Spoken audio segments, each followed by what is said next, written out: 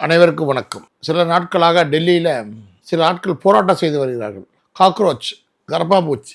ஒரு வழக்கில் உச்சநீதிமன்றத்துடைய தலைமை நீதிபதி ஒரு சொன்ன வார்த்தை, அவர் என்ன அர்த்தத்தில் சொன்னாருங்கிறது புரிஞ்சுக்காம ஒரு கட்சி ஆரம்பிக்கிறாங்க, கரப்பாம்பூச்சி ஜனதா கட்சின்ட்டு. அதுக்காக போராட்டம் நடத்த வந்தாங்க. அப்புறம் போராட்டம் நிறுத்து போச்சு, அந்த பிரச்சனை தீர்ந்துருச்சு. ஆனால் அதை பேரை வச்சு காக்ரோச் ஜனதா பார்ட்டிங்கிற பேரில் இன்றைக்கி டெல்லியில் இவர்கள் செய்கிற அட்டுழியம் இருக்குது பாருங்கள். உண்மையிலேயுமே தேசத்துக்காக போராடிய நம்ம நாட்டில், சுதந்திரத்துக்காக போராடிய நாட்கள் போராட்டம் என்றால் எப்படி இருந்தது? ஆனால் இவர்கள் போராடுகின்ற விதம் இருக்குது பாருங்கள். இன்றைக்கி உண்மையிலேயுமே நம்ம நாட்டுக்கு இவர்கள்லாம் தகுதி வாய்ந்தவரான நோக்கம். என்னங்க போராட்டம் நடந்தது தப்பா? ஏங்க இந்த நாட்டில் ஒரு அற்புதமான விதம் நடந்திருக்குது. ஒரு ரயில் விட்டுருக்காங்க, ஹைட்ரேஷன் ரயில். இந்த உலகத்திலே ஒரு முக்கியமான நாடுகள், ஒரு 4-5 நாடுகளில் நம்ம ஒரு ரயிலை தயார் பண்ணிக்கிறாங்க. டீசல் இல்லாமல், மின்சாரம் இல்லாமல், நிலக்கரி இல்லாமல் ஹைட்ரேஷனில் பண்ணி அந்த ரயில் மேலே கல் வீசுகிறானா இவனுக்கு எப்படிப்பட்ட தேசபக்தி இருக்கும்? ஒரு ரயில் மேலே ஒரு அற்புதமான ஒரு கண்டுபிடிப்பு நம்ம நாட்டில் நம்ம முதல்ல வந்திருக்குது. அப்போது இவருடைய எண்ணம் என்னவா இருக்குது என்று பார்த்தால் இந்த நாட்டையுடைய பொது சொத்தை சேதமாக்குறது. அது மாத்திரம் இல்லை, ஒரு லாரி நிறைய கல்லை கொண்டாந்து வச்சு அடிக்கிறது, காவல்துறை அடிக்கிறது. போராடுவதற்கு இந்த நாட்டில் எல்லாத்துக்கும் உரிமை உண்டு. இது ஜனநாயக நாடு.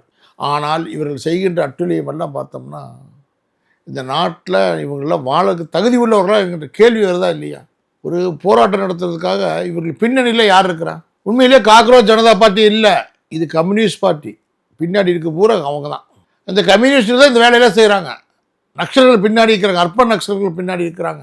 ஏன்னா இவர்கள் தான் இந்த போராட்டம் கையில் எடுத்து வைக்கின்றார்கள். இவர்கள் நம்பி நிறைய இளைஞர்கள் போகிறாங்க. போய் அங்கே பார்த்துட்டு இவங்களும் இன்னும் இப்படிலாம் பண்ணுறாங்களே அப்படின்னு நிறைய பேர் பின்வாங்குறாங்க.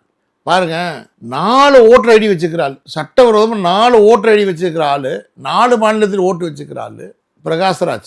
இவரெல்லாம் போய் அங்கே போராட்டத்துக்கு போகிறாங்க. அப்போ எப்படிப்பட்டு விளங்கும் இந்த மாணவருடைய எதிர்காலம்? எஸ்எஃப்ஐ தான் பின்னாடி போராட்டத்தை தூண்டி விடுறாங்க, அவங்க தான் நடத்துகிறாங்க. அப்போது இந்த போராட்டத்தை எப்படி கொண்டு போகணும்னு சொல்கிறதெல்லாம் இவங்க தானே. இப்போ இப்படிப்பட்ட ஆட்கள் இருக்கின்ற பொழுது இந்த போராட்டம் என்னவாகுது? நாட்டுக்கு எதிராக மாற்ற முயற்சி பண்ணுறாங்க. நேபாளம் நடந்தது, மக்கள் புரட்சி பண்ணாங்க, இளைஞர் புரட்சி பண்ணாங்க, ஜென்சி புரட்சி பண்ணாங்க. கணவன் கூட நினைச்சிடாதீங்க, இந்தியாவில் புரட்சியே கிடையாது. உலகத்தில் எல்லா நாடுகளும் அமைதி இல்லாத நடந்து இந்த நாட்டில் அமைதி இருக்கின்றது. ஈரான் ஈராக் போர் நடக்குது, உக்ரைன் ரஷ்யா போர் நடக்குது. இவ்வளவு பிரச்சனைகளில் நாம் இன்றைக்கி நிம்மதியாக வாழ்றோம்னா உலகத்தில் அற்புதமான நாடுக்கு புரட்சி பண்ணுறதுல ஒன்றுமே இல்லை. இவர்கள் எதுக்காக ஆரம்பித்தாரோ அதை விட்டுட்டு இப்போ தேவையில்லாத பிரச்சனை கொண்டு அரசியலாக்கி கொண்டிருக்கின்றார்கள். பாராளுமன்றத்தை முடக்க வேண்டும் என்பதற்காக, இந்த நாட்டுடைய ஜனநாயகத்தை சீர்குலைக்க வேண்டும், ஜனநாயகமே இருக்கக்கூடாது முயற்சி பண்ணுறாங்க. அதை மக்கள் புரிந்து கொள்ள வேண்டும். இந்த காக்ரோச் கரப்பாம்பூச்சி கண்ட யாரும் பிரிமை வீட்டில் வளர்த்த மாட்டாங்க. கரப்பாம்பூச்சி யார் கண்ட அருவருப்பு தான் வரும். அந்த நிலைமை தான் எனக்கு வந்திருக்குது. உண்மையிலே இவர்கள் செய்கின்ற செயல், இவர்கள் நடத்துகின்ற விதம் தேசத்துக்கு விரோதமான செயலை அனைவரும் எதிர்க்க வேண்டும், அனைவரும் தட்டி கேட்க வேண்டும். நாமெல்லாம் இந்த நாடு வல்லரசாக முயற்சி செய்து கொண்டிருக்கின்றார்கள், நாமெல்லாம் சேர்ந்து ஒத்துழைக்கணும். உலகத்தினுடைய வல்லரசு என்று சொன்னால் ஆயுத பலத்தால் அல்ல, பொருளாதாரத்தில், பண்பாட்டில், அமைதியில், இதில் தான் வரணும். இந்த மாதிரி வன்முறை ஆகாது. நம்ம நாட்டுடைய பொருளை சேதப்படுத்துகின்ற போராட்டத்தை நாம் என்றைக்கும் ஆதரிக்கக்கூடாது. அவர்களுக்கு எதிராக நாம் குரல் கொடுப்போம். நன்றி, வணக்கம்.